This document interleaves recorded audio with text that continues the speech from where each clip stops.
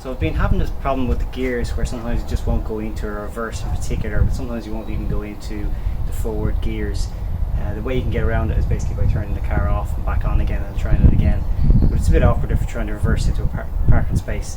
So you could be driving to your destination, come to park up, put it into reverse, won't go into reverse. It doesn't happen all the time, but it's quite annoying.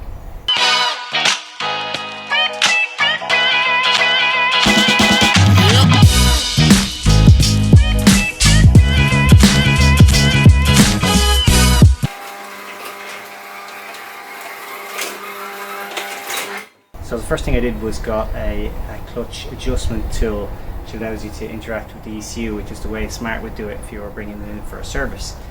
That didn't really make much of a difference, so the next thing I'm going to try is take out the clutch actuator itself. These don't come with much grease when they're manufactured, so clean all the old grease out of it. It's now 12 years old, and pack it with kind of new grease and freshen it all up, see if that makes a difference. I'll do that clutch adjustment again before I turn it all back on.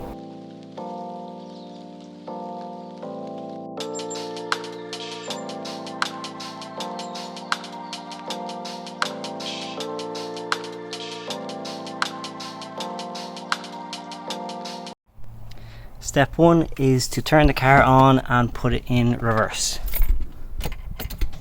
You'll hear the actuator moving now as I put it into reverse.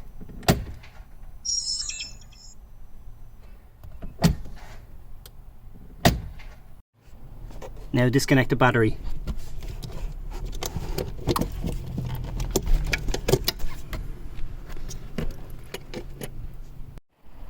The actuator is located underneath the car, just in front of the intercooler. So this is the scoop here, it goes up into the intercooler, and it's just here.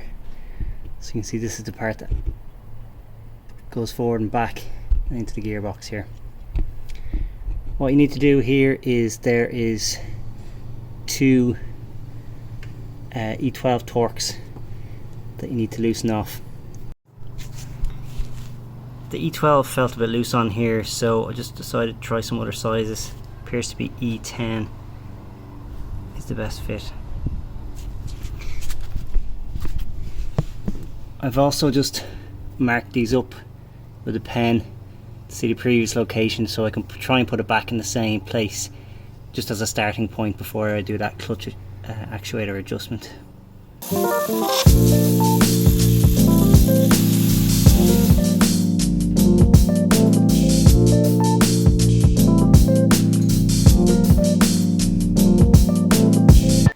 So this is the clutch actuator.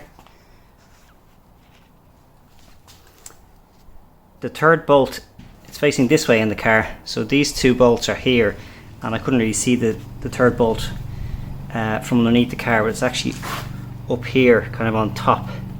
So there is 3 E10 bolts. Just going to give the outside a bit of a clean up before I start dismantling it.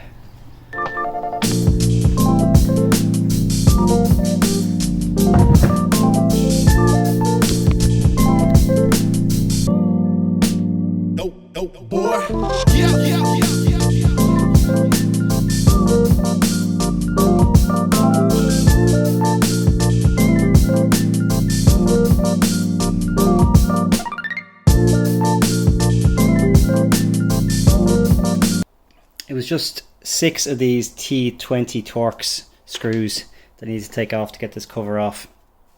You basically just have to take out this seal, clean all of this up, clean as much of this up as you can, and then re-grease the whole thing with some white lithium grease.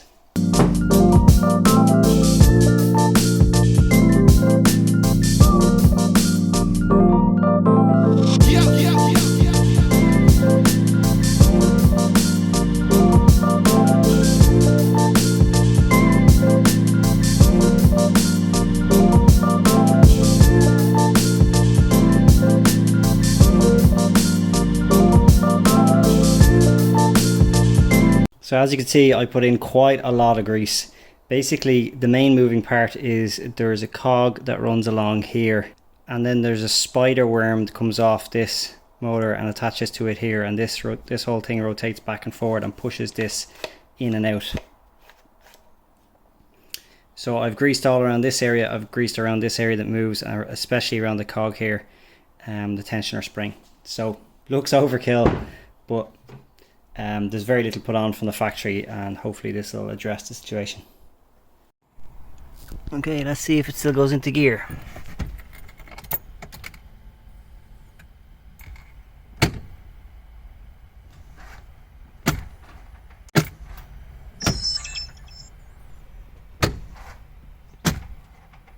So you can hear it. So this last part is optional, but I'm going to do it because I have the tools. So you basically hook this up to the OBD port. It's got a USB cable on it, connect it up to the laptop, and I can electronically calibrate the clutch actuator. I'll show you how that works. Okay, so last time I did this clutch actuator learning system procedure, it kept crapping out halfway through it, and it didn't finish the process. And what I figured out was either my battery needs to be replaced, or just because during COVID I haven't been driving at all and the voltage just dropped. If the battery drops below 12 volts, it'll stop the process. So the way I got around this was hooking it up to a battery tender during this, so it went all the way through. Okay, so I've got my OBD scanner tool hooked up here to the laptop. So what I'm going to do now is the learning function for the clutch. It basically gives you step-by-step instructions as you go. Ignition off, ignition on, and in the neutral position, which I am. Ignition on. Okay, so I could hear the actuator going back and forward there.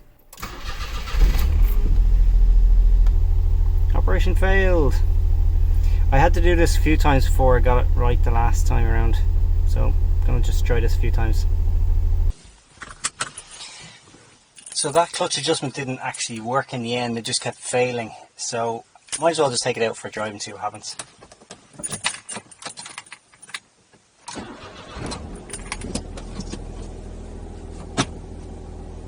Okay, goes into gear okay. Pulls away very cleanly.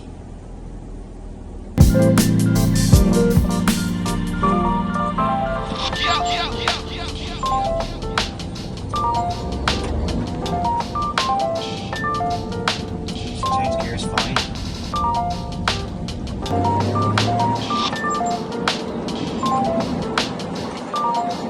Okay, well, things are working pretty normally.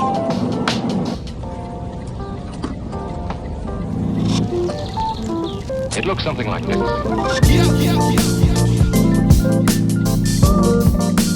First test. Hey. Sign.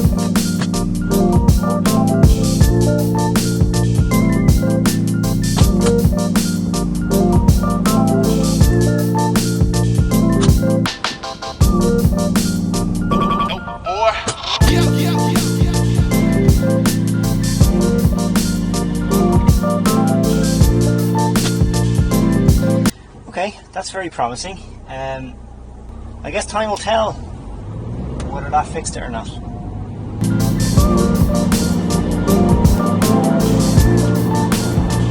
It's on.